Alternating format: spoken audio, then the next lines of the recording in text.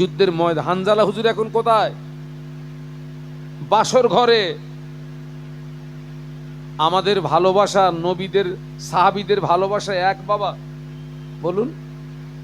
অথচ আল্লাহ নবী বলেছেন, ও আমার সাহাবীরা, তোমরা যারা আমাকে দেখে ঈমান এনেছো, তোমাদের জন্য সুসংবাদ একবার। আমি রাসূলুল্লাহ, আমাকে যারা না দেখে ঈমান আনবে, আমি আল্লাহ নবী বলছি, ওদের জন্য সুসংবাদ হলো 7 বার। তাও একটু সুবহানাল্লাহ বললেন না? সাহাবীদের জন্য বিশ্বনবী সুসংবাদ দিয়েছেন কবার? একবার। আর আমাদের জন্য কবার? 7 বার। কারণ দেখে ঈমান আনা সহজ, না দেখে ঈমান আনা কঠিন আছে। হানজালা হুজুর এখন বাসর ঘরে, যুদ্ধের দামামা বেজে উঠেছে। হুজুর বিবিকে ডাকলেন, ও প্রাণের বিবি, আমাকে বিদায় দাও, যুদ্ধের দামামা বেজে উঠেছে, আমি যুদ্ধের ময়দানে চলে যাব। এটা হয়তো জীবনে প্রথম দেখা, এটা হয়তো জীবনের বিদায় দেখা। বিবি বিদায় দাও, আল্লাহ নবী আমায় ডেকেছেন, আমি যুদ্ধের ময়দানে চলে যাব। হুজুরের বিবি বলেছিলেন, প্রাণের স্বামী, জান জান, আল্লাহ নবী আপনায় ডেকেছেন, আমার অধিকার নাই বাধা দেওয়া। একটু বলুন না সুবহানাল্লাহ। আল্লাহ নবী ডেকেছেন আপনাকে। হানজালা রাদিয়াল্লাহু আনহু নতুন বিবিকে রেখে দিয়ে, বাসর ঘর ফেলে দিয়ে, দ্বীন ইসলামকে প্রতিষ্ঠিত করার জন্য যুদ্ধের ময়দানে চলে গেলেন। যুদ্ধের ময়দানে চলে গিয়ে কয়েকজন কাফেরকে জাহান্নামার টিকিট কেটে পাঠিয়ে দিলেন। কয়েকজন কাফেরকে জাহান্নামার টিকিট কেটে পাঠিয়ে দিয়ে কিছু সময় পরে নিজে শহীদ হয়ে গেলেন। ইন্না লিল্লাহি ওয়া ইন্না ইলাইহি রাজিউন। যুদ্ধ শেষ হলো। আল্লাহ নবী সাহাবীদের ডাকলেন, ও আমার সাহাবীরা, আমার যে যে সাহাবী শহীদ হয়েছে, ওদের লাশগুলো আমার কাছে নিয়ে এসো, ওদের লাশগুলোকে আমার কাছে হাজির করো। শহীদ দিগের লাশ নবীর কাছে আনা হলো, কিন্তু হানজালা হুজুরের লাশ পাওয়া যায় না। একটু তাকবীর দেন তো, নারায়ে তাকবীর। আচ্ছা ভাই, এই জায়গাটা কি কবর আছে?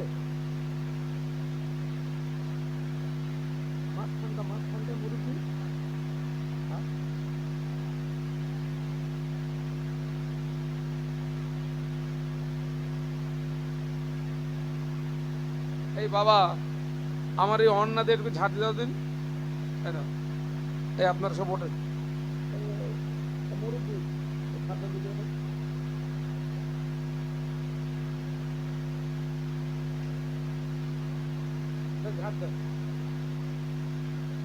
আমি একটু শান্তি পেলাম না যে আমি।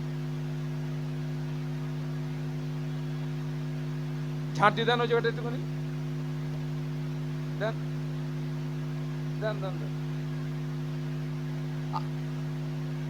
ওই বাবা ছেলেরা, এই বাবা এখানে আসো তো, এই মাঝখানটা আসো তো, এই জায়গায় ওখানে না, এই জায়গায়। এই ছেলেরা ওঠো ওঠো ওঠো ওঠো ওঠো ওঠো, আয় বাবা আয় আয় আয়। আর সবাই একটু জোরে তাকবীর দেন, নারায়ে তাকবীর। আরো জোরে বলেন, নারায়ে তাকবীর। আওলাদে মুজাদ্দিদুজ্জামান, আওলাদে মুজাদ্দিদুজ্জামান, আশেকে রসুল ছোট হুজুর পীর কেবলা রহমতুল্লাহ আলাইহির কলিজার টুকরা ভাইজান হুজুর কেবলা বলুন জিন্দাবাদ, জোরে বলুন জিন্দাবাদ, নারায়ে তাকবীর। একটু কলেমার জিকির, লা ইলাহা ইল্লাল্লাহ।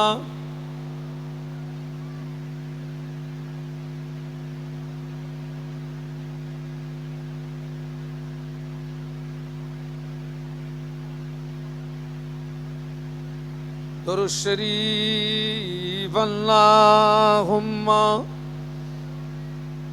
সাল্লি আলা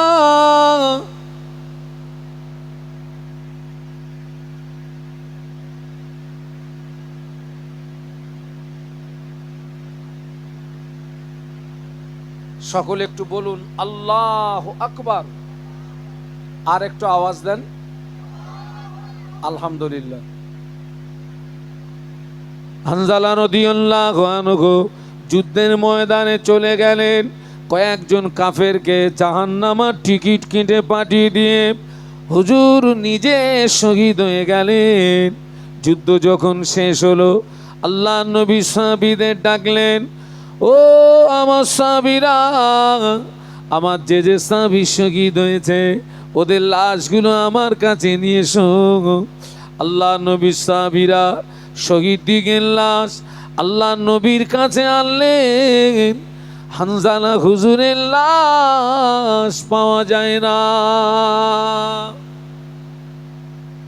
ইতিমধ্যে হুজুরের বিবি আল্লাহ নবীকে এসে সালাম দিলেন, আসসালামু আলাইকা ইয়া রাসূলুল্লাহ, হাবিবাল্লাহ, হুজুর আমার স্বামী কোথায়? আল্লাহ নবী বললেন, ও হানজালার বিবি, তোমার স্বামী বিদায় বিদায় বিদায়, আখিরি বিদায়, যুদ্ধের ময়দানে শহীদ হয়ে গিয়েছেন। হুজুরের বিবি বললেন, ইয়া রাসূলুল্লাহ, হুজুর আমার স্বামী শহীদ হয়েছেন। আমি দুঃখিত নই, বরং আনন্দিত। কেননা আমি কিয়ামতের দিন আমি শহীদের বিবি হয়ে উঠব। মোহব্বতের সঙ্গে বলুন, আমার স্বামী শহীদ হয়েছে, আমি দুঃখিত আনন্দিত, কারণ কিয়ামতের ময়দানে আমি শহীদানের বিবি হয়ে উঠব। একটা কথা বলতে এসেছি, ইয়া রাসূলুল্লাহ, ইয়া হাবিবাল্লাহ, হুজুর আমি জানি শহীদদের লাশ গোসল দেওয়া হয় না। একটু বলুন না সুবহানাল্লাহ। বাবা, শহীদদের লাশ গোসল হয় না বাবা, কাপনের কাপড়ও লাগে না বাবা, যারা দিনের রাস্তায় শহীদ হন। শহীদদের গোসলের প্রয়োজন হয় না, কাপনের কাপড়, আমি যে পোশাকে আছি, আমি যদি দিনের রাস্তায় শহীদ হই, আমাকে রক্তমাখা শরীরে এই অবস্থায় আমাকে কবরের ভিতরে শুইয়ে দেওয়া হবে। কিয়ামতের ময়দানে শহীদরা রক্তমাখা ক্ষত বিক্ষত চেহারা নিয়ে উঠবে। আল্লাহ জিজ্ঞাসা করবে, তোমাদের এই অবস্থা কেন? আল্লাহ জানে না? শহীদরা বলবে, আল্লাহ পাক দ্বীন ইসলামকে প্রতিষ্ঠিত করার জন্য যুদ্ধের ময়দানে কাফেরদের তলোয়ারের আঘাতে শহীদ হয়েছিলাম, সেই রক্তমাখা ক্ষত বিক্ষত চেহারা নিয়ে তোমার দরবারে হাজির। আল্লাহ বলবে, তোরা আমার কাছে কি চাস বলতো? শহীদরা বলবে, আল্লাহ পাক কিছু চাই না, আর একবার যদি জীবন দিয়ে পৃথিবীর জমিনে পাঠাতেন, এই জীবনটা তোমার রাস্তায় আরো একবার বিলিয়ে দিতাম। আল্লাহ বলবে, আর নয়, আমি খুশি হয়ে গিয়েছি, যা, আমার 8টা জান্নাতের দরওয়াজা খোলা, যেটা দিয়ে খুশি ওইটা দিয়ে আমার রহমতের দয়ার জান্নাতে চলে যা। এর জোরে বলুন। হুজুরের বিবি বলেছিলেন, ইয়া রাসূলুল্লাহ, হাবিবাল্লাহ, হুজুর আমি জানি শহীদদের লাশ গোসল দেওয়া হয় না। হুজুর আমার স্বামীকে যেন বিনা গোসলে দাফন দেবেন না। হুজুর আমার স্বামীর উপরে গোসলটা ফরজ আছে, ফরজ আছে।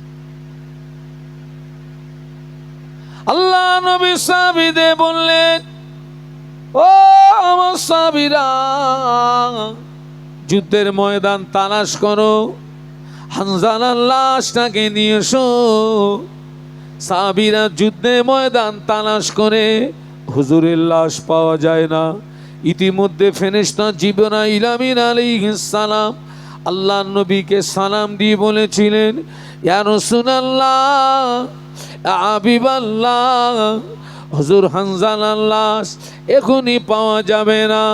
আল্লাহ পাক হানজালার শাহাদাতে এত খুশি হয়ে গিয়েছে, আল্লাহ পাক হানজালার শাহাদাতে এত খুশি হয়ে গিয়েছেন, আল্লাহ পাক হানজালার লাশটাকে ফেরেশতা মারফত জমিন থেকে উঠিয়ে নিয়ে আসমানে নিয়ে গিয়ে হাওয়াজে কাউসারের পানি দিয়ে গোসল দিচ্ছে। আল্লাহ ফেরেশতারা কোথায়? আসমানে নিয়ে গিয়ে হাওয়াজে কাউসারের পানি দিয়ে গোসল দিচ্ছে। বলুন সুবহানাল্লাহ। এই জায়গাটার নাম,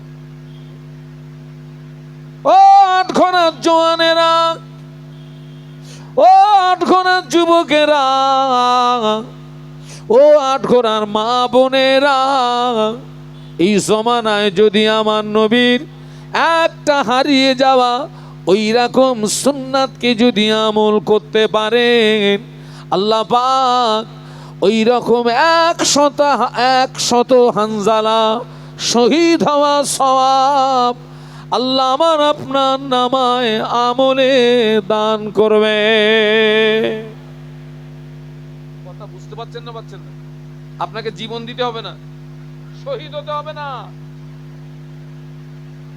এই এই এই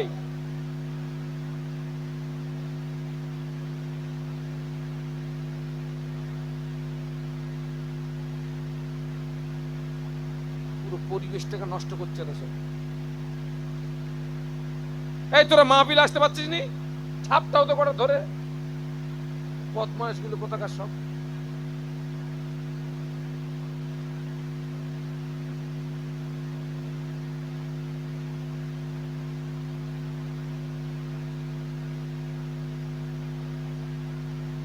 দরুদ শরীফ আল্লাহুম্মা সাল্লি আলা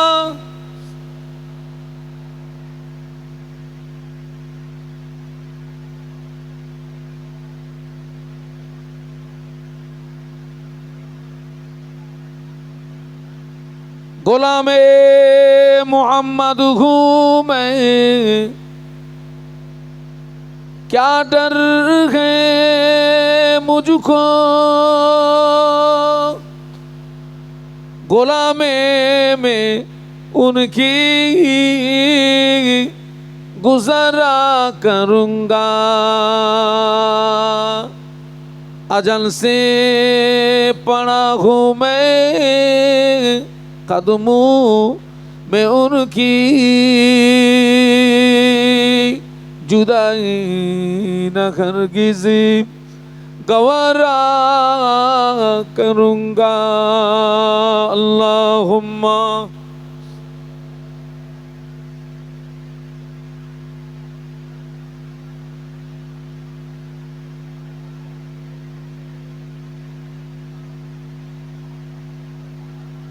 বাবা মাথা টুপি দেওয়া কি বলেছিলাম?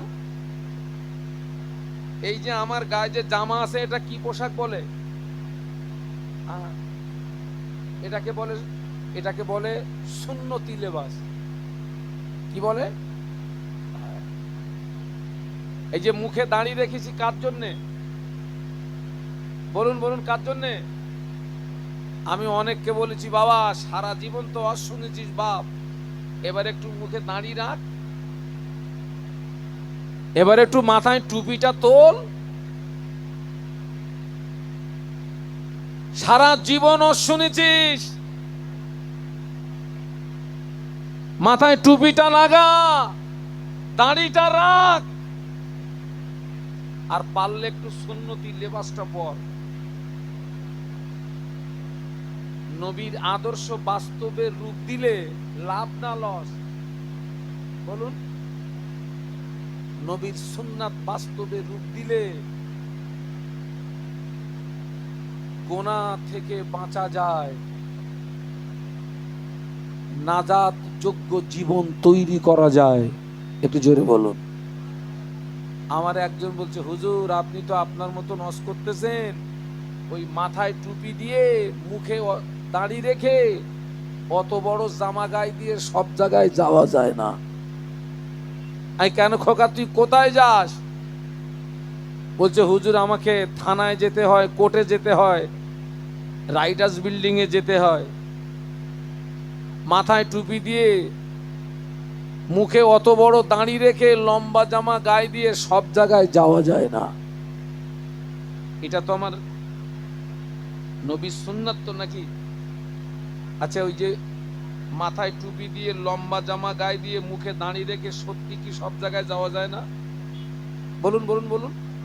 ও যে কটা জায়গার নাম বলেছে, ও যে পোশাকে যাবে, সেখানে যিনি থাকবেন, ও যে পোশাকে যাবে আর আমি যদি সুন্নতি লেবাসে ওখানে যাই, দুজনের ভিতরে সম্মান বেশি পাবে কে? তবে আমি বলেছি খোকা তুই ঠিক বলেছিস, সব জায়গায় যাওয়া যায় না, তুই ঠিক বলেছিস, তবে তোর ব্যাখ্যা আলাদা আর আমার ব্যাখ্যা আলাদা। মাথায় টুপি দিয়ে, মুখে দাঁড়ি রেখে, লম্বা জামা গায়ে দিয়ে সব জায়গায় যাওয়া যায়, তাসের আড্ডায় যাওয়া যাবে না। যাবে? আজ পর্যন্ত কোনদিন দেখেছেন এইরকম পোশাকে তাস খেলতেছে? আরে কথা বলেন না কেন? মাথায় টুপি দিয়ে, মুখে দাঁড়ি রেখে, লম্বা জামা গায়ে দিয়ে সব জায়গায় যাওয়া যায়, গাঁজার আড্ডায় যাওয়া যাবে না। মাথায় টুপি দিয়ে, মুখে দাঁড়ি রেখে, লম্বা জামা গায়ে দিয়ে সব জায়গায় যাওয়া যায়, মদের দোকানে ঢোকা যাবে না। বাবাজি আমি যদি মাথায় টুপি দিয়ে, মুখে দাঁড়ি রেখে, লম্বা জামা গায়ে দিয়ে আমি যদি মদের দোকানে যাই, দোকানদার আমায় বলবে চাচা আপনি বেরিয়ে যান, পথিক যদি দেখতে পায় আমাদের মদ বিক্রি করার 7 জনমের মতো মিটিয়ে দেবে।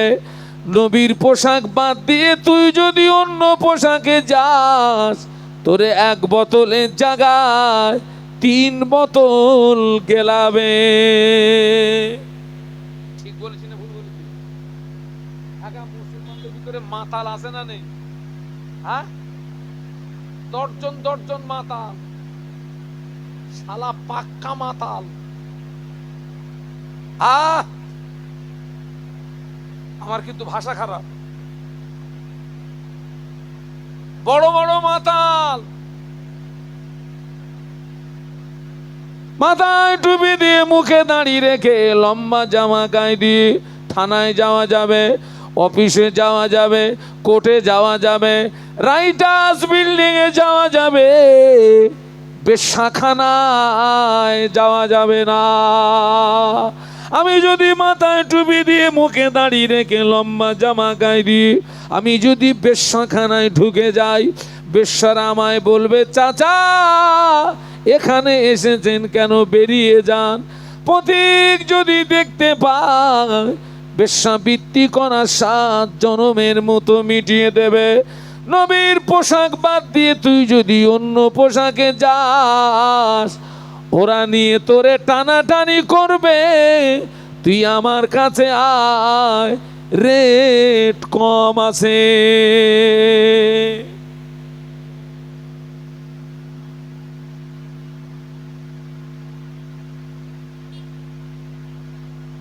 সব মুসলমানের মাথায় যদি টুপি থাকতো, সব মুসলমানের মুখে যদি দাড়ি থাকতো, সব মুসলমানের গায়ে যদি সুন্নতি লেবাস থাকতো, ধর্মতলার 5 রাস্তার মোড়ে পোল্ট্রির মুরগির মতো শুধু মুসলমান আর মুসলমান আর মুসলমান, এই মুসলমানের উপরে আঙুল তোলার ক্ষমতা কারো ছিল না।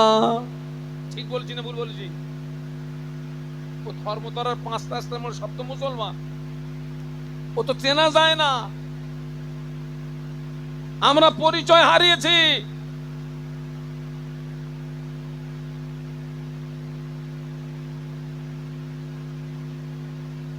নামাজ নেই, ইবাদত নেই, আমল নেই, কিচ্ছু নেই, পুরো শুকনো কাঠ হয়ে গেছে। হ্যাঁ,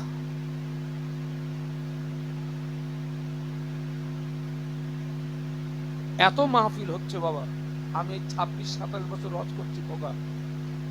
আমি তখন মাদ্রাসায় ভর্তি হইনি, তার আগের থেকে হজ করি আমি। মনে একটা প্রশ্ন আসতে পারে, হুজুর আপনি মাদ্রাসায় পড়লেন না, তার আগের থেকে হজ করলেন কি করে? আমার দাদা আলেম, আমার বাপ আলেম, আমার চাচা আলেম, আমার বংশ পরম্পরায় আলেম আছে। আর আমি কাবার দরজা ধরে কেঁদেছি, আল্লাহ আল্লাহ আমাকে একটা পুত্র সন্তান দিয়েছেন, একটা কন্যা সন্তান দিয়েছেন। আমি কাবার দরজা ধরে কেঁদেছি, আল্লাহ তুমি আমার ছেলেকে আলেম বানিয়ে, আল্লাহ কিয়ামত পর্যন্ত আমার বংশে আলেমের নসলকে তুমি কায়েম রেখে দিও, আলেমের নসল। আপনাদের আব্বা আম্মার দোয়া, আল্লাহ আমার ছেলেকেও আলেম বানিয়েছেন। তো আমি আমার আব্বার সঙ্গে আমি মাহফিলে যেতাম। তখন তো মাহফিলে যেতেন আব্বাজি সাইকেল চেপে, সাইকেলে। এখন আমরা তো সব বড় বড় জমিদার হুজুর হয়ে গেছি বাবা। সাইকেল চেপে আব্বার পিছনেই, সাইকেলের পিছনে কি থাকতো? ক্যারিয়ার। হ্যাঁ, ওই যেতাম, আব্বা যান ওয়াজ করতেন আর আমি ওই ওয়াজ বসে বসে খুব মন দিয়ে শুনতাম, আর ওইটাকে আমি ক্যাসেট করতাম। আর ঠিক তার পরের দিনের আব্বার যেখানে মাহফিল থাকতো, আমি বলতাম আব্বা আমি একটু আগে যাবো। আব্বা যান বলতেন তুই ওয়াজ করতে পারবি?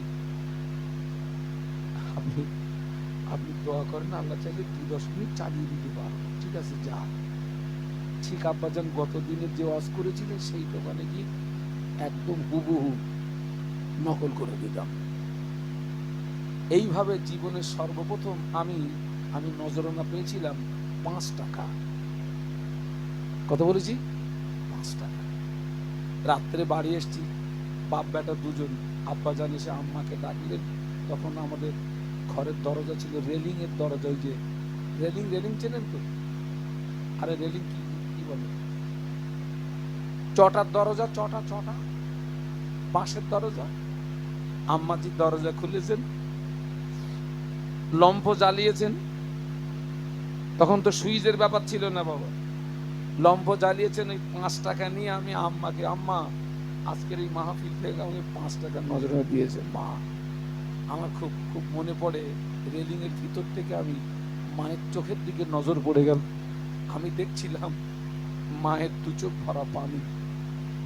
মা ওই 5 টাকা হাতে নিয়ে দোয়া করেছিলেন, আল্লাহ তোকে আলেম বানাবে। আম্মাজান আমার আব্বাকে বললেন ছেলেকে মাদ্রাসায় দিতে হবে। আব্বা মাদ্রাসায় দিলেন, বসিরহাট বিখ্যাত আমিনিয়া মাদ্রাসায় 11 বছর পড়াশোনা করলাম। 2002 সালে টাইটেল দিলাম। সেখান থেকে আমি পড়ার লাইফ থেকে মাহফিল করি। আজকে তো ঘুরে ঘুরে ঘুরে ঘুরে সমাজ দেখছি, এত মাহফিল হচ্ছে, কিন্তু সমাজ পরিবর্তন বাবা, বলেন বলেন, এত মাহফিল। ওই যে বললাম গতকালকে যেখানে গেছিলাম, আমি বললাম এখানে লোক নেই কেন, তো পিছন থেকে একজন বলছে হুজুর আর কত অসম্ভব, বলছে হুজুর আর কত অসম্ভব, প্রত্যেক দিন তো আজ হচ্ছে।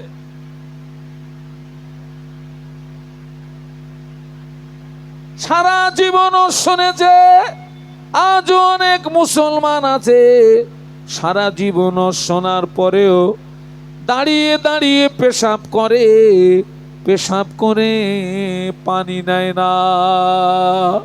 সারা জীবন শুনেছে, অশোনার পরেও সারা বৎসরে 2 দিনের বেশি নামাজ পড়ে না। ঠিক বলছি না ভুল বলছি? কোন নামাজ 2 দিন? অনেক মহিলারা যে পেশাব করে পানি নেয় না, অনেক মহিলারা আছে মহিলাদের ঈদের নামাজ নাই, মহিলাদের জুমার নামাজ নাই। সমাজে অনেক মহিলা আছে সারা বৎসরে আল্লাহর জমিনে একটা সেজদা দেয় না। ওরা যদি বিনা তওবায় মারা যায়, কিয়ামত পর্যন্ত তোদের কবরের আগুন বন্ধ হবে না। গ্যারান্টি দিয়ে গেলাম।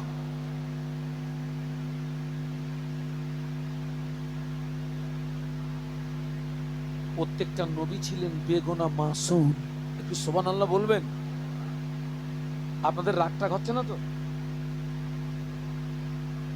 সব নবীরা কি বেগুনা মাসুম?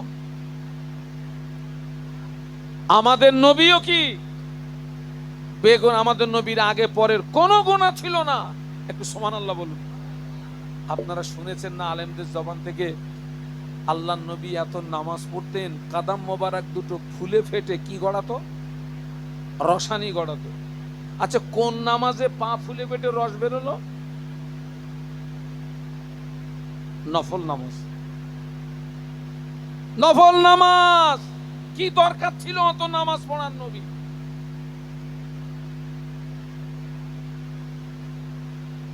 আমি কোরআনের আয়াত বলেছিলাম, আল্লাহকে পেতে গেলে তাবেদারি করতে হবে কার? মনে নেই?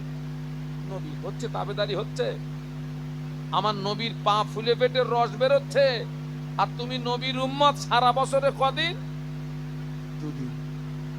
কি জুতির উম্মত তুমি? হ্যাঁ,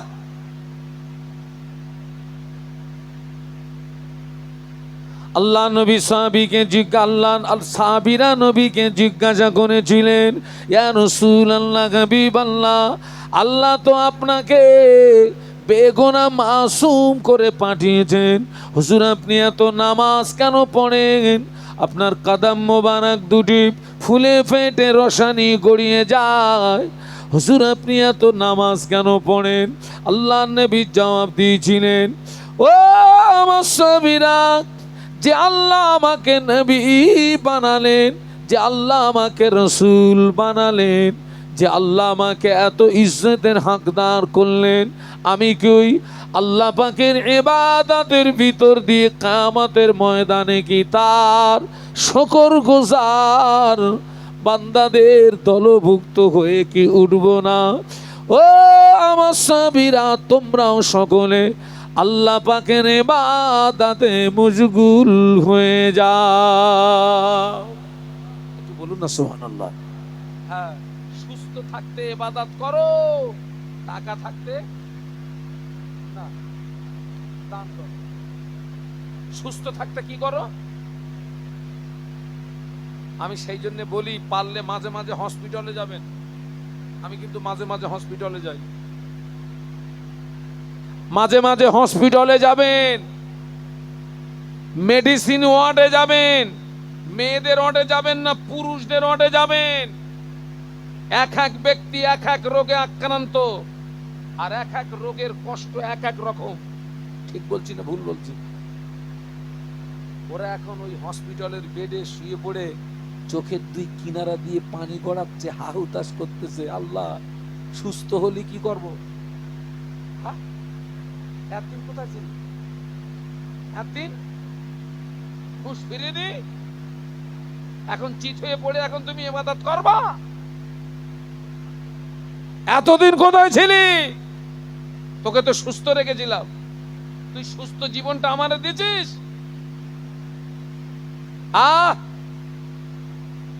বাবা, যারা সরকারি চাকরিজীবী, 60 বছর 65 বছর হয়ে গেলে সরকার আর রাখে? একটু কথা বলেন, কেন রাখে না? কেন? তোকে যে জন্য নিলাম সে কাজ তুই এখন চোখে কম দেখিস, ঘন্টায় 13 বার পেশাব করিস। তুই পেশাব থাকাবি না, আমার কাজ করবি। তোর কাজ করতে হবে না, বাড়ি যা, টাকা দিচ্ছি, বসে বসে খা। ওই যে কি টাকা পায় না, টাকা দিচ্ছি, বাড়ি যা, বসে বসে খা, তোর আসতে হবে না। সুস্থ জীবন আল্লাহর ইবাদতে দিলি না, বয়স হয়ে গেছো, উঠতে গেলে বাবারে, বসতে গেলে মারে, এই জীবন তুমি আল্লাহর ইবাদতে দিচ্ছ, এই ইবাদত আমার আল্লাহ নেবে কেন? আমার কথা বুঝতে পারছেন না? এই ইবাদত আল্লাহ নেবে কেন? তো সুস্থ জীবন তুই আমাকে দিসনি।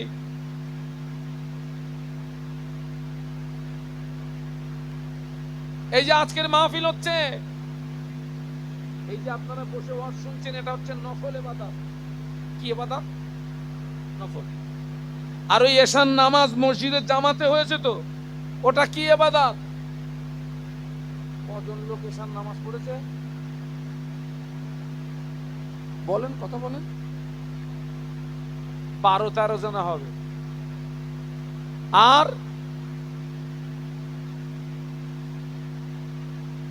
আর গুলো কি হলো? আপনারা দেখেন না, অনেক মাহফিলে আজান হয়, নামাজ হয়, এশার নামাজ। ওই যারাই মজলিসে বসে থাকে, আজান দিলে একদল কি করে? আচ্ছা বলুন তো, আজান দিলে পালায় কে? শয়তান পালায়। তুই পালাচ্ছিস কেন? তাহলে ও কি? ওইটা আমি আর বলবো না। বলি কি মার খাবো? ও আমি বলতে পারবো না, আপনারা যা পারেন করেন। এই আজান দিলে শয়তান শুধু পালায় না, শয়তান পালায় আর বাই সরায়।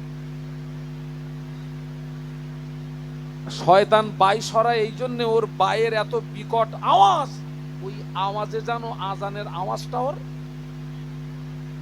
কানে না যায়। শয়তান পালিয়ে যাবে কোথায়? আরে ভাই, এশার আজান তো সব মসজিদে তো এক টাইমে হয় না। এখন আপনি মনে করুন আপনাদের এই মসজিদে এশার আজান হচ্ছে 7:30টায়, তো এখানে আজান দিলি নাই, ওই দক্ষিণ পাড়ায় শয়তান পালাবে। আবার ওখানে আজান হচ্ছে 7:40, তখন এখানে আজান কি হয়ে গেছে?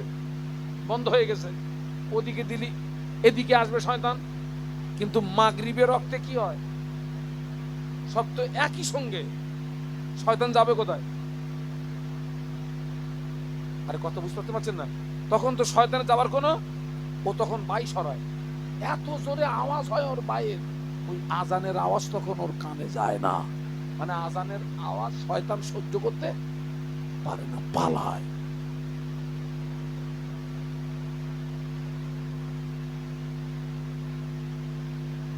আল্লাহ পাক আমাদেরকে হেদায়েত করেন, বলুন আল্লাহুম্মা আমিন। আচ্ছা আপনাদের সঙ্গে আমার কি কোনো রাগারাগিটা কি আছে? আমি এখানে জীবনে কোনোদিন এসেছি? এখানে জীবনে আসেন। আপনাদের উপকার করছি না ক্ষতি করছি? উপকার করছি, ক্ষতি না। আমি এখানে ভোগলামি দিতে আসিনি। মদিনার মসজিদে নববী শরীফে আজান হয়ে গেল। মদিনার মসজিদে নববী শরীফে মুয়াজ্জিন হাফসি বেলাল মদিনার মসজিদে নববী শরীফে যখন আজান দিতেন, বেলালের আজানের আওয়াজ আল্লাহ পাকের আরশ মুআল্লাতে পৌঁছে যেত। একটু মহব্বতে বলো। মদিনার মসজিদে নববী শরীফে আজান হয়ে গেল। সাহাবীরা সব মসজিদে এসেছেন, আল্লাহ নবী মসজিদে আসেন নাই। সাহাবীরা সব এসেছেন, আল্লাহ রাসূল আসেননি। কেন আসেননি? খুব অসুস্থ, উঠে দাঁড়ানোর মতো ক্ষমতা নেই, এত অসুস্থ। সাহাবীরা এসেছেন ঠিকই, কিন্তু নামাজ শুরু করতে পারছেন না। কারণ নবীর অবর্তমানে ইমামতির জায়গায় দাঁড়াবে কে? জায়গাটা খুব ভাইটাল জায়গা। নবীর অনুমতি ব্যতীত কোনো সাহাবী ইমামতির জায়গায় দাঁড়াতে পারবে না। সাহাবীরা এসছেন কিন্তু নামাজ শুরু করতে।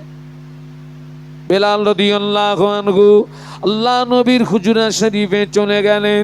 আল্লাহ নবীর হুজরা শরীফের ভিতরে চলে গিয়ে বলেছিলেন, ইয়া রাসূলুল্লাহ, হাবিবাল্লাহ, মানুষেরা নামাজের জন্য ইন্তজার করছে। আল্লাহ নবী বললেন, ও বাবা বেলাল, চলে যাও, মুর আবা বকরিন ফালিউসাল্লি বিন্নাস, আমার আবু বকরকে গিয়ে বলো, আমার আবু বকর যেন মানুষের নামাজটাকে পড়িয়ে দেয়। আমি যেতে পারবো না বাবা, আমি খুব অসুস্থ বাবা। কাকে গিয়ে বলো? একটু সবাই বলুন, আমার আবু বকরকে কি বলো না। কথাটা শুনতে পেয়েছেন আমাদের আম্মা আয়েশা সিদ্দিকা রাদিয়াল্লাহু আনহা, আমাদের আম্মা জান আয়েশা সিদ্দিকা রাদিয়াল্লাহু তাআলা আনহা আল্লাহ নবীর নূরের বদনের দিকে চেয়ে বলেছিলেন, ইয়া রাসূলুল্লাহ, হাবিবাল্লাহ, আমার আব্বাকে ইমামতির জায়গায় দাঁড় করাবেন না। আমার আব্বাজানের মনটা বড় নরম, আমার আব্বাজানের অন্তরটা বড় নরম। হুজুর, আমার আব্বাজানকে ইমামতির জায়গায় দাঁড় করিয়ে দিলে আমার আব্বাজান আপনাকে না পেয়ে কেঁদে ফেলবেন, আমার আব্বাজান আপনাকে না পেয়ে রোনাজারি করবেন। হুজুর, এই দায়িত্বটা আপনার অন্য কোনো সাহসী সাহাবীকে দিন। আল্লাহ নবী আবার বললেন, ও বাবা বেলাল, চলে যাও, আমার আবু বকরকে গিয়ে বলো আমার আবু বকর যেন নামাজ পড়িয়ে দেয়। আল্লাহ নবীর অনুমতিতে আবু বকর সিদ্দিক রাদিয়াল্লাহু আনহুর ইমামতিতে মদিনার মসজিদে নববীতে নামাজ শুরু হলো। যখনই নামাজ শুরু হলো, আল্লাহ নবী ঘরের ভিতরে থাকতে পারছেন না, আল্লাহ নবী অস্থির হয়ে পড়েছেন। বলুন আল্লাহু আকবার। যিনি আসতে পারবেন না, একজন ইমাম নিযুক্ত করেছেন, সেই ইমামের ইমামতিতে নামাজ শুরু হয়ে গেছে। যখনই নামাজ শুরু হয়েছে, আল্লাহ নবী ঘরে থাকতে পারছেন না, ছটফট করছেন, অস্থির হয়ে গেছেন। দুইজন সাহাবীকে ডাকলেন, ও বাবা বেলাল। আল্লাহ নবী দুই সাহাবীকে ডাকলেন, ও বাবা আব্বাস, ও বাবা আলী, আমার হুজরার ভিতরে আসো। দুইজন সাহাবী আল্লাহ নবীর হুজরা শরীফের ভিতরে গেলেন। আল্লাহ নবী দুই সাহাবীর কাঁধের উপরে ভর করে, আল্লাহ নবী দুই সাহাবীর কাঁধের উপরে ভর করে আল্লাহ নবী মসজিদে আসছিলেন।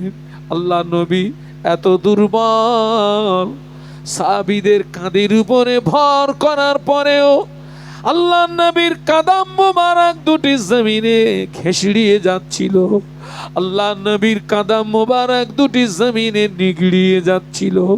ওই অবস্থায় রাসূলুল্লাহ মসজিদে আসলেন। সাহাবীরা আল্লাহ নবীকে নামাজের ভিতরে দেখতে পেয়ে কোন সাহাবী সুবহানাল্লাহ পড়লেন, কোন সাহাবী আলহামদুলিল্লাহ পড়লেন, কোন সাহাবী আল্লাহু আকবার পড়লেন। আবু বকর সিদ্দিক রাদিয়াল্লাহু আনহু ইমামতির জায়গা থেকে বুঝতে পেরেছেন আল্লাহ নবী মসজিদে চলে এসেছেন। ও আমার ভাইরা, সাহাবীরা নবীকে আগিয়ে দিলেন। আবু বকর সিদ্দিক রাদিয়াল্লাহু আনহু ইমামতির জায়গা থেকে পিছিয়ে আসলেন। আল্লাহ নবী অসুস্থ শরীরে শুধু নামাজ পড়েন না, আল্লাহ নবী মদিনার মসজিদে নববী শরীফে সাহাবীদেরকে নিয়ে বসে বসে বসে বসে নামাজের ইমামতি করেছিলেন। একটু জোরে বলা যাবে? একটু মহব্বতে বলুন। ওই বলেছিলাম, আল্লাহ বললেন আমাকে পেতে গেলে তাবেদারি করো কার? নবীর। এই জায়গাটায় নবীর তাবেদারি আমাদের হচ্ছে। আমার কথা বুঝতে পারছেন না? পারছেন না? আজকের একটা মাহফিল হচ্ছে তো গ্রামে, খবর নিয়ে দেখেন তো, গ্রামের সব পুরুষ যাদের উপরে নামাজ ফরজ সব নামাজ পড়েছে কি? খবর নিয়ে দেখেন তো, গ্রামের সব মহিলারা এশার নামাজ পড়েছে কি? ওইসব কুটুম নিয়ে ব্যস্ত হয়ে গেছে। কি এসছে বাড়ি? সব কি এসছে বাবা? কুটুম এসছে, মেহমান এসছে, আব্বা এসছে, মা এসছে, শালি এসছে, ভাইরে ভাই, 14 গোষ্ঠীর কুটুম এসছে সব। ওদের খাওয়াতে খাওয়াতে আমি একবারও বলবো না যে কুটুম্বিতে করবেন না, মেহমানদারি করবেন না, অবশ্যই করবেন। আব্বার সেবা যত্ন করবেন, মায়ের সেবা যত্ন করবেন। আপনার বাড়ি যে মেহমান এসছে করুন, তবে আপনার আখেরাতটা নষ্ট করে নয়। এশার নামাজ বাদ দিয়ে ওদের আপনি মেহমানদারি করলেন, কিয়ামতের ময়দানে একটা নেকি যদি শর্ট পড়ে, যারে গলা পর্যন্ত খাইয়েছিলে ওর কাছে গিয়ে একটা নেকি চাইলে পাওয়া যাবে তো? কেন কেন কেন কেন দেবে না? কেন? তোরে যে গলা পর্যন্ত খাওয়ালাম,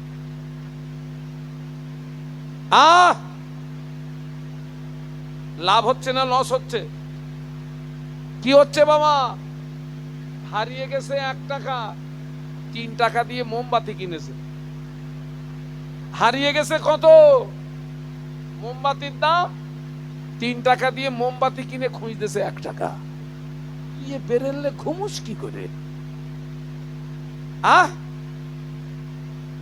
ভুল হয়ে যাচ্ছে না? ও আমার মায়েরা, আজকের আল্লাহর নবী অসুস্থ শরীরে মসজিদে এসেছেন। ওই অসুস্থতার পিরিয়ডে এমনও দিন চলে গিয়েছে আল্লাহর নবী টোটালে মসজিদে আসতে পারেন না। আবু বকর সিদ্দিক রাদিয়াল্লাহু আনহুর ইমামতিতে নামাজ হচ্ছে মদিনার মসজিদে নববী শরীফ। নবীর ঘর দুটো পাশাপাশি। মদিনার মসজিদে নববী শরীফ, আল্লাহ নবীর হুজরা শরীফ পাশাপাশি। মদিনার মসজিদে নববী শরীফে আবু বকর সিদ্দিক রাদিয়াল্লাহু আনহুর ইমামতিতে যখনই নামাজ শুরু হলো, আল্লাহ নবী আমাদের আম্মা জান আয়েশা সিদ্দিকা রাদিয়াল্লাহু আনহাকে লক্ষ্য করে বললেন, ও বিবি আয়েশা, আমার মাথাটাকে একটু উঁচু করে ধরো। আল্লাহ নবী এত দুর্বল, মাথা উঁচু করার ক্ষমতা নাই। ও বিবি আয়েশা সিদ্দিকা রাদিয়াল্লাহু তাআলা আনহা, আমার মাথাটাকে একটু উঁচু করে ধরো। আম্মা জান আল্লাহ নবীর মাথা মোবারকটাকে উঁচু করে ধরলেন। ঘরের পর্দাটা সরিয়ে দেওয়া হলো। আল্লাহ নবী সাহাবীদের নামাজের দৃশ্য দেখে আল্লাহ নবীর নূরের চোখ দিয়ে দাদ্দার দাদ্দার দাদ্দার দাদ্দার করে পানি গড়িয়ে যায়। আম্মা জান জিজ্ঞাসা করেছিলেন, ইয়া রাসূলুল্লাহ, হাবিবাল্লাহ, মা ইউবকিকা, কোন দুঃখে আপনি কাঁদছেন, কোন কষ্টে আপনি কাঁদছেন? আল্লাহ নবী বললেন, ও বিবি আয়েশা সিদ্দিকা রাদিয়াল্লাহু তাআলা আনহা, আজকের কান্নাটা দুঃখের কান্না নয়, আজকের কান্নাটা বেদনার কান্না নয়। ও বিবি আয়েশা, আমি রাসূলুল্লাহ আজকের মসজিদে নাই।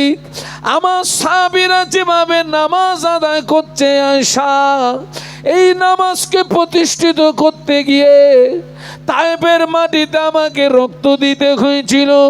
এই নামাজকে প্রতিষ্ঠিত করতে গিয়ে মক্কার কাফেররা আমার মাথায় পচা উটের ভুঁড়ি চাপিয়ে ওরা আমাকে মারার চেষ্টা করেছিল। এই নামাজকে প্রতিষ্ঠিত করতে গিয়ে মক্কার কাফেররা আমার গলায় দড়ির ফাঁসি পরিয়ে টানাটানি করেছিল। এই নামাজ প্রতিষ্ঠিত করতে গিয়ে আমার দান্দান শহীদ হলো।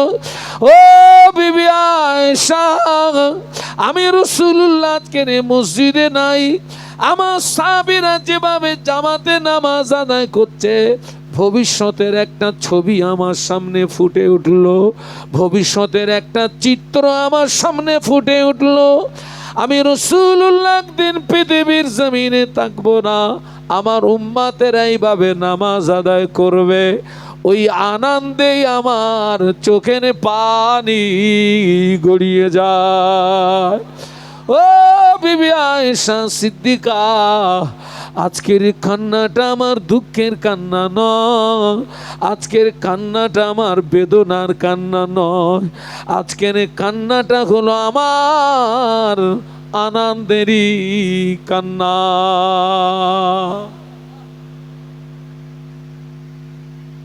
আমাদের তাবেদারি হচ্ছে এই জায়গাটায়।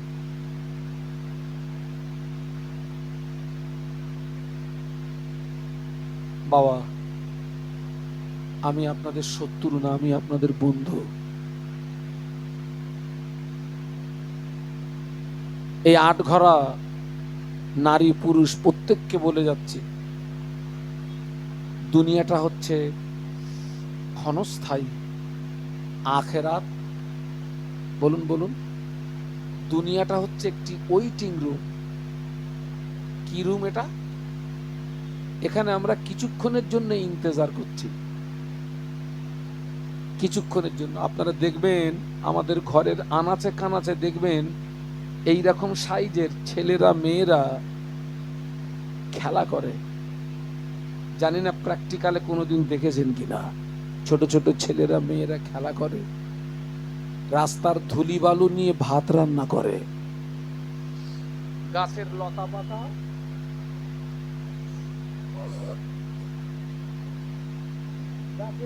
পাতা ছিঁড়ে সবজি বানায়, যেন কয়েক কোটি লোক খাবে। কেউ রাঁধতেছে, কেউ কাটতেছে, কেউ জাল দিচ্ছে। রান্না হয়ে গেছে, কলার পাতা বিছিয়ে 303 চালের ভাত এক মুঠো করে মেরে দেছে, তার উপরে সেই লতা পাতার সবজি। খেতে যাবে, খাওয়া হবে, ওদের ভিতরে রাগারাগি হয়। একজন বলে আমি যাব না, তুই যা। আর একজন বলে না আমি যাব না, তুই যা। বলুন তো ওরা কোন খেলায় মশগুল হয়ে গেছে? দুনিয়ার খেলায় না আখিরাতের খেলায়? ওই যে ছোট্ট বাচ্চাগুলো খেলায় মশগুল, দুনিয়ার খেলায় মশগুল হয়ে গেছে না ওরা? কোন খেলা? ওই সময় যদি ওই ছেলেটার আসল পিতা যদি পিছন দিক দিয়ে আওয়াজ দেয়, ও বাবা আব্দুল সালাম, আয় রে বাবা, তোর নানুজির বাড়ি যাব। ওই সময় ওই ছেলেটার সাথীদের বলবে, ও আমার সঙ্গী সাথীরা, থাকলো তোদের ভাতের হাঁড়ি, চললাম আমি নানার বাড়ি। ওর আসল পিতা যদি পিছন দিক দিয়ে নানার বাড়ি যাওয়ার কথা বলে, ও কি খেলবে না পালাবে? নানার বাড়ি এমন একটা জায়গা, খোকা আয় তোর নানার বাড়ি যাচ্ছি, আয়। ওই মেয়েটার আসল মা পিছন দিক দিয়ে যদি একবার আওয়াজ দেয়, ও মা ফাতেমা, আয় রে মা, তোর নানুজির বাড়ি যাব। ওই সময় মেয়েটা সাথীদের বলে, ও আমার সঙ্গী সাথীরা, থাকলো তোদের সবজির হাঁড়ি, চললাম আমি নানার বাড়ি। আজকের দুনিয়ার মোহে পড়ে দুনিয়ার খেলায় মশগুল হয়ে গিয়েছি, আল্লাহ আল্লাহর নবীকে ভুলে গিয়েছি বাবা। আজরাইলের যেদিন ডাক আসবে, ওদিন আমাদের বক্তব্য হবে, ও আমার ছেলেরা মেয়েরা, থাকলো তোদের ভাতের হাঁড়ি, চললাম আমি আসল বাড়ি। আসল বাড়ি কোনটা? আমি আজকের বাড়ি থেকে বেরিয়েছি সকাল 9:30। গত রাত্রে মাহফিল ছিল, বলছিলাম গাদামারা, ওখান থেকে বাড়ি গেছি রাত 2টো, খাওয়া দাওয়া করতে 3টে বেজে গেছে। অ্যালার্ম দিয়ে শুয়ে পড়লাম, 5:30টায় অ্যালার্ম দিলাম, উঠলাম, ফজরের নামাজ পড়লাম, বাড়ি থেকে 9:30টায় বার হলাম। আপনাদের এই পাশের একটা গ্রাম, না একেবারে পাশে নয়, ওটা হচ্ছে ব্যারাকপুর কাঁঠালিয়া। কাঁঠালিয়া চেনেন? বড় কাঁঠালিয়া, ওখানে আমার ফুম্মার বাড়ি।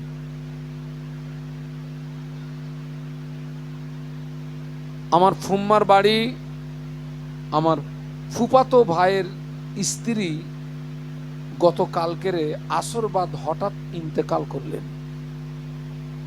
আমি সেখানে গিয়ে বিবরণ নিলাম। আমার ভাই বললেন, আমি তোমার ভাবিকে বাড়ি থেকে আমি সবের দোকানে গিয়েছি, হঠাৎ আমার কাছে ফোন গেল যে তোমার ভাবির শরীর খুব খারাপ। আমি এসছি, এসে দেখি তখন জান আছে, তবে কথা বলার ক্ষমতা নেই। আমি তার জানাজায় এসেছিলাম, ওখান থেকে আপনাদের এখানে আসছি। কি গ্যারান্টি আছে বলুন তো আমাদের? আছে কোনো গ্যারান্টি আছে? কি গ্যারান্টি আছে আমাদের? আজকে যুবক ছেলেদের নামাজের কথা বললে বলে হুজুর বাদ মে দেখ লুঙ্গা। এখন তো আমাদের উঠতি বয়স, বয়স কারো ওঠে না। আল্লাহ নির্দিষ্ট সময় দিয়ে আমাদেরকে পৃথিবীর জমিনে পাঠিয়েছেন। একটা দিন একটা রাত আমাদের থেকে অতিবাহিত হচ্ছে, মানে আমার নির্দিষ্ট সময় থেকে সময় কি হচ্ছে। ছেলেরা তোমরা কি দেখো না, 70 বছরের বুড়ো 20 বছর টকবগে যুবক কবরে, তার সন্তানের কবরে কি দিচ্ছে? মাটি দিচ্ছে। তার মানে আব্বা জীবিত, সন্তান মৃত।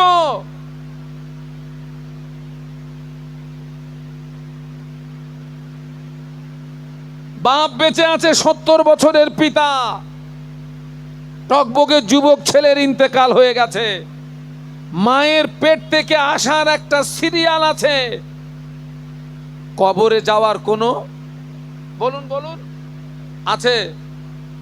কে আগে যাবে?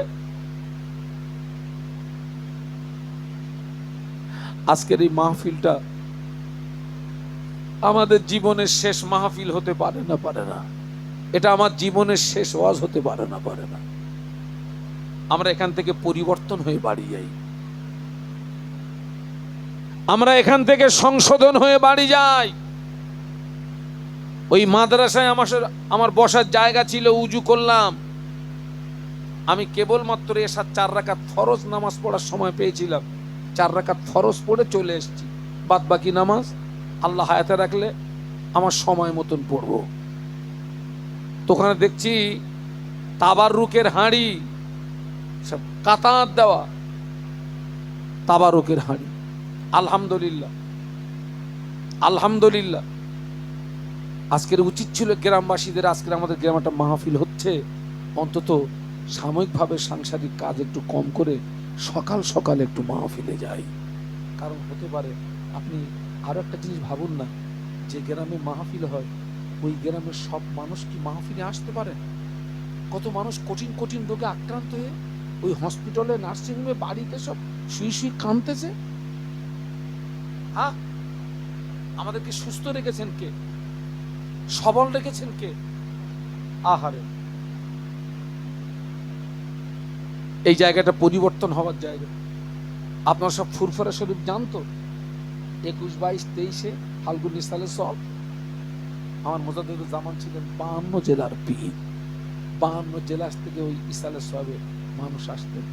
মানুষ অজ শুনে আমল করে আমল করে, ও আমার ভাইরা, ফুরফুরা শরীফের ইসালে সবে ওয়াজ নসিহত শুনে মানুষ আমল করে বেনামাজি নামাজি হলো, বেরোজদার রোজাদার হলো, আল্লাহ ভোলারা আল্লাহ পেল।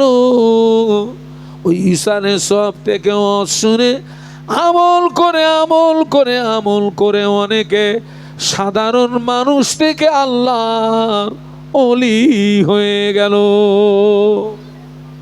সত্য বললাম না মিথ্যা বললাম? আর এখন দেখছেন যত ওয়াজ হচ্ছে তত কিন্তু শরীয়ত বিরোধী। ওয়াজের ফোয়ারা যেরকম বেড়েছে,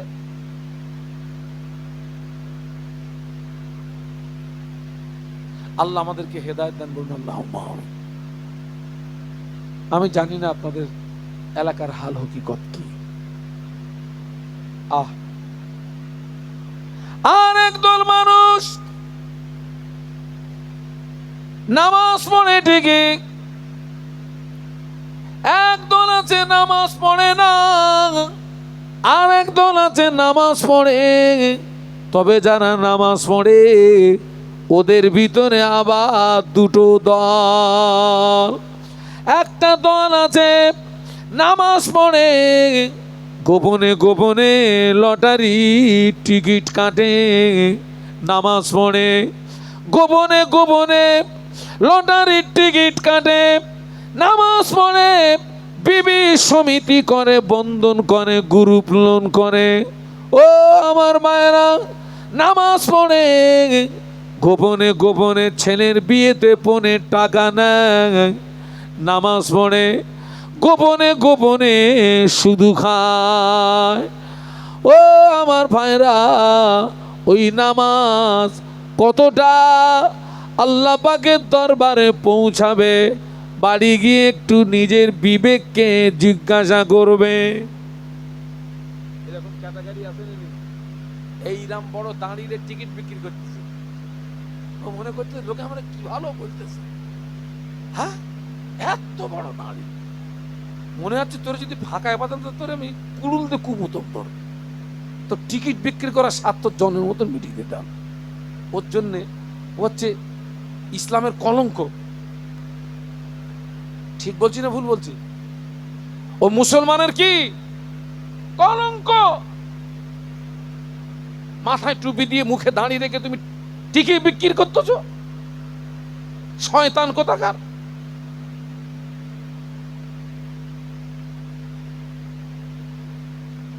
ওটা স্পষ্ট হারাম। ওটা স্পষ্ট কি? সবাই মিলে বলুন, হারাম হারাম হারাম। শুধু খোরের নামাজ কবুল হয় না, টিকিট খোরের নামাজ কবুল হয় না, মদ খোরের নামাজ কবুল হয় না, শুধু খোরের নামাজ কবুল হয় না। ওরা যদি বিনা তওবায় মারা যায়, কিয়ামত পর্যন্ত ওদের কবরের আগুন বন্ধ হবে না।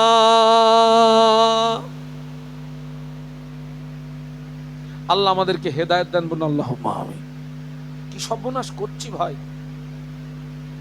কি সর্বনাশ করছি। এখন তো আর অধিকাংশ পুরুষদেরকে আর সুদের ময়দানে যেতে হচ্ছে না। ময়দানে পাঠিয়েছে কাদের? একটু বলুন কাদের? আপনি কি মনে করছেন আপনার বাড়ির লোকটাকে পাঠিয়ে আপনি নাজাত পাবেন? কিয়ামতের ময়দানে একটা মহিলা যদি জাহান্নাম অর্ডার হয়ে যায়, ওই মহিলার সঙ্গে এক্সট্রা 4টে পুরুষ জাহান্নামায় যাবে। একজন মহিলা যদি জাহান্নামী হয়ে যায়, ওই মহিলার সঙ্গে আরো 4টে পুরুষ জাহান্নামায় যাবে। ওর বাপ জাহান্নামায় যাবে, ওর বড় ভাই জাহান্নামায় যাবে, ওর স্বামী জাহান্নামায় যাবে, ওর বড় ছেলে জাহান্নামায় যাবে। একটার জন্য কটা? একজন আমার বলতেছে, হুজুর অপরাধ করতেছে ও, এরা 7 জন মার খাবে কেন? ও প্রশ্নটা ঠিক করছে না ভুল করছে? না, ঠিকই করছে। তো অপরাধ করতেছে তো মহিলা একা, তো এরা 4 জন মার খাবে কেন? না, আমি ওকে আলাদা জবাব দিয়েছি মুরব্বী। আমি বলি, খোকা তোর ওই প্রশ্নের জবাব দেওয়ার আগে তুই আমার একটা প্রশ্নের জবাব দে তো। খোকা 22 সরালি উজু থাকে? তো বলতেছে, হুজুর না। তুই যখন উজু করিস কি কি ধুস? তো বলতেছে, হুজুর হাত ধুই, চোখ ধুই, পা ধুই, কান ধুই, মুখ ধুই। তোর যেখান থেকে হাওয়া বেরোয় ওখানে কোনো পানি টানি মারিস? তা বলছে, হুজুর না, কোনোদিন ওখানে পানি টানি মারি। আচ্ছা, তোর হাওয়া বেরোচ্ছে পিছনের দরজা দিয়ে, তুই এই ঠান্ডা পানিতে তুই হাত ধুচ্ছিস কেন? তুই পা ধুচ্ছিস কেন? তুই চোখ ধুচ্ছিস কেন? মুখ ধুচ্ছিস কেন? বলছি, হুজুর তাও তো ঠিক, হাওয়া বেরোচ্ছে পিছন দিক দিয়ে, দিয়ে ধুয়ে মরতেছি কেন? আমি খোকা, ওই পিছনের দরজা দিয়ে হাওয়া বার হওয়ার ব্যাপারে এ পারও অপরাধ আছে, হাতেরও অপরাধ আছে, চোখেরও অপরাধ আছে, মুখেরও। আমি ট্রেনের ভিতরে বসে আছি, পেটে খিদে, চোখে ঘুম। ট্রেনের ভিতরে বসে আছি, খিড়কির পাশে বসে আছি, জানালার পাশে বসে আছি, পেটে খিদে, চোখে ঘুম। হঠাৎ আমার কানে আওয়াজ আসছে, চাই বাদাম। কি আওয়াজ? কান দিয়ে আমি শুনলাম, চোখ দিয়ে আমি দেখলাম, পা দিয়ে আমি এগিয়ে গেলাম, হাত দিয়ে আমি নিলাম, মুখ দিয়ে আমি খেলাম। আমি বলি, খোকা এরা সবাই যদি সহযোগিতা না করত, মাল ভিতরে যেত না, তোর পিছনের দরজা দিয়ে হাওয়া বেরোতো না। এই জন্য এরাও সমান অপরাধের অপরাধী। একজন মহিলার জীবনের রাখাল হলো 4টে পুরুষ। ওই 4টে পুরুষ হলো একজন মহিলার জীবনের রাখাল। ওরা যদি রাখাল হিসাবে দায়িত্ব পালন করতেন, ওই মহিলা শরীয়ত বিরোধী কাজের সঙ্গে যুক্ত হতে পারতেন না। ওই মহিলা শরীয়ত বিরোধী কাজ করে যে অপরাধী, এরা দায়িত্ব না পালন করার কারণে এরাও সমান অপরাধের। বলুন বলুন, আমার কথা বুঝতে পেরেছেন নাকি? জায়গাটা ক্লিয়ার হয়ে গেছে?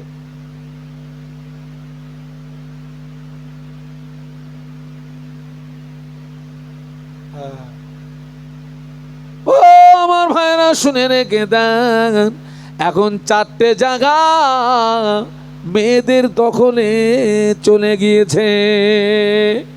1 নাম্বার, অধিকাংশ মাহফিল মেয়েদের দখলে, অধিকাংশ বিয়ে বাড়ি মেয়েদের দখলে, অধিকাংশ পীরের মাজার মেয়েদের দখলে, অধিকাংশ মরা বাড়ি মেয়েদের দখলে।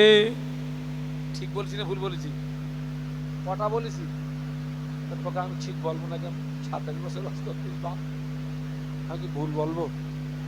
4টে জায়গা, অধিকাংশ মাহফিল, অধিকাংশ বিয়ে বাড়ি, অধিকাংশ পীরির মাজার, অধিকাংশ মৃত্যু বাড়ি।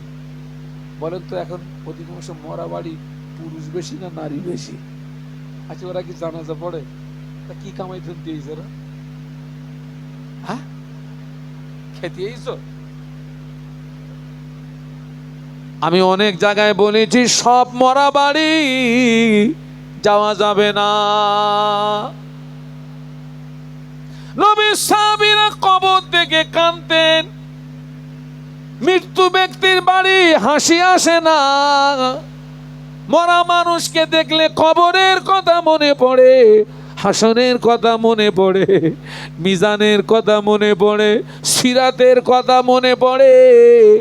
আর এখন অধিকাংশ মৃত্যু বাড়ি দেখছি জানো, পক্ষান্তরে ওটা বিয়ে বাড়ি।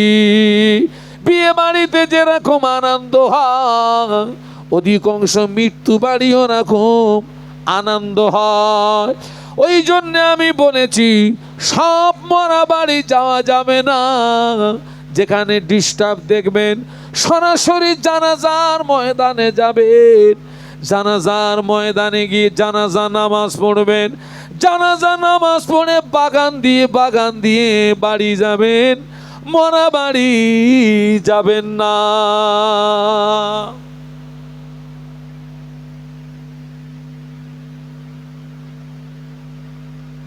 আগে আমি দূরে দারাজে জলসায় গেলে মেয়েদের কাছে দোয়া চাইতাম, ভাবিদের কাছে দোয়া চাইতাম, চাচিদের কাছে দোয়া চাইতাম, পাড়া প্রতিবেশী অনেক মহিলাদের কাছে আমি দোয়া চাইতাম। কেননা দোয়া কবুলিয়াতের 1 নাম্বার শর্ত হলো হালাল রুজি খাওয়া। একটু সুবহানাল্লাহ বলে, আর একটু জোরে বলে। আগে দোয়া কবুলিয়াতের 1 নাম্বার শর্ত কি বলেছি? হারাম খোরের দোয়া কবুল হয় না। বলো, আমার চেয়ে আমার স্ত্রী হালাল খোর। আমি আজকের মনে করুন এই যে কি জায়গাটার নাম আটঘরা, আমার হুজুর জানে, আমার স্ত্রী জানে হুজুর ওয়াজ করতে গেছে। এখন আমি ওয়াজ না করে এখান থেকে ডাকাতি করে বাড়ি গেছি, ওই মালটা আমার জন্য হারাম, আমার স্ত্রীর জন্য কি হালাল। কিন্তু ও যদি জেনে ফেলে যে হুজুর ডাকাতি করে এসে, ওর জন্য হারাম। কারণ ও তো জানে না হুজুর ওয়াজ করে বাড়ি এসে, আমার স্ত্রীর জন্য হালাল। এক কথায় আমাদের চেয়ে মেয়েরা বেশি হালাল খোর।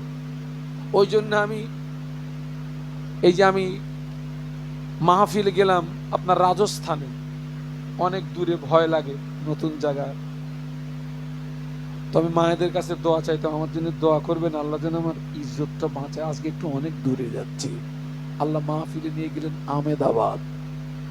হ্যাঁ, আমার জন্য দোয়া করবেন। আমি মাহফিলে গেলাম হায়দ্রাবাদ। হ্যাঁ, আমার জন্য দোয়া করবেন সব। আমি মাহফিলে গেলাম আপনার ত্রিপুরা, আমি মাহফিলে গেলাম আপনার মহারাষ্ট্র, নাগপুর। হ্যাঁ, আগে মেয়েদের কাছে দোয়া চাইতাম, ওদের দোয়া কবুল হয়। কেননা ওরা আমাদের চেয়ে বেশি হালাল খায়। এখন আর দূরে মাহফিলে গেলে মেয়েদের কাছে দোয়া চাই না, কেননা এখন অধিকাংশ মহিলারা পুরুষদের চেয়ে ডবল হারামখোর। এই জন্য এখন আর মেয়েদের কাছে দোয়া চাই না, আমি নিজে নিজে দোয়া করি, যা আছে কপালে তাই হবে। তবে এখন অধিকাংশ পুরুষদের চেয়ে মেয়েরা ডবল হারামখোর। আমি মেয়েদের কাছে আর দোয়া চাই না, কারণ সমাজের অধিকাংশ মহিলারা সুদের সঙ্গে জড়িয়ে গেছে। ঠিক বলছি না ভুল বলছি? স্বামী নামাজ পড়ে, ভাত খাচ্ছ, রান্না কার হাতে রান্না খাচ্ছ? পাকা সুদ হাতে রান্না খাচ্ছ? তোমার নামাজ ঠিক হচ্ছে তো? ইবাদত ঠিক হচ্ছে? পাকা পাকা সুদখোর তোমার বাড়ির লোক, সুদখোরের হাতে রান্না খাচ্ছ।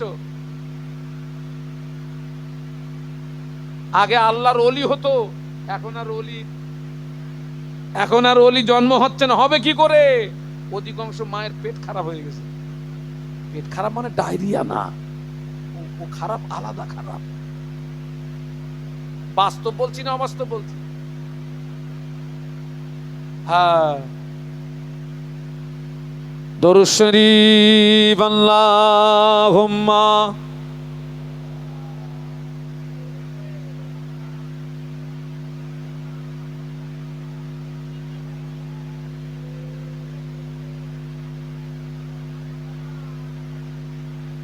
এতগুলো মানুষ দরুদ শরীফ পড়ছি তো দরুদের কোনো জজবা নেই কেন? একটু জোরে জোরে পড়ি না। আল্লাহুম্মা সাল্লি আলা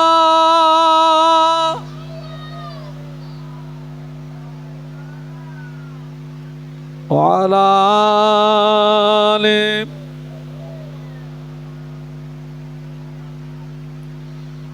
मुझे नाज गया अपनी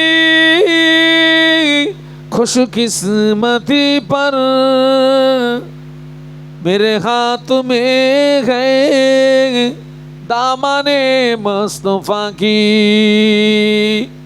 नगम है फुआर का न तूफा का परवा, मैं डूबूंगा फिर भी किनारा करूंगा।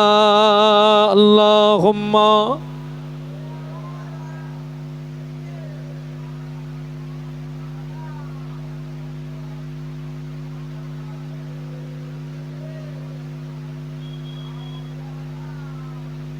বাবা, অথবা এই মাহফিলটাকে শেষ মাহফিল মনে করুন। আপনি কোন অপরাধের অপরাধী আপনি জানেন, আমি কোন অপরাধের অপরাধী আমি জানি। আপনি নিজে অন্তর থেকে আল্লাহর কাছে তওবা করুন। এখনো আমাদের জন্য তওবার দরজা, सांस जब तक जारी है तौबा की दरवाजा तब तक खुला हुआ है, सांस बंद हो जाएगा तो तौबा की दरवाजा भी बंद हो जाएगा। इस सांस का कोई गारंटी नहीं है। এখানে বসে তওবা করো। ওমানের মতো কাট্টা কাফেরকে যদি আল্লাহ ক্ষমার দৃষ্টিতে দেখতে পারেন, আমাদের জন্য ক্ষমা আছে।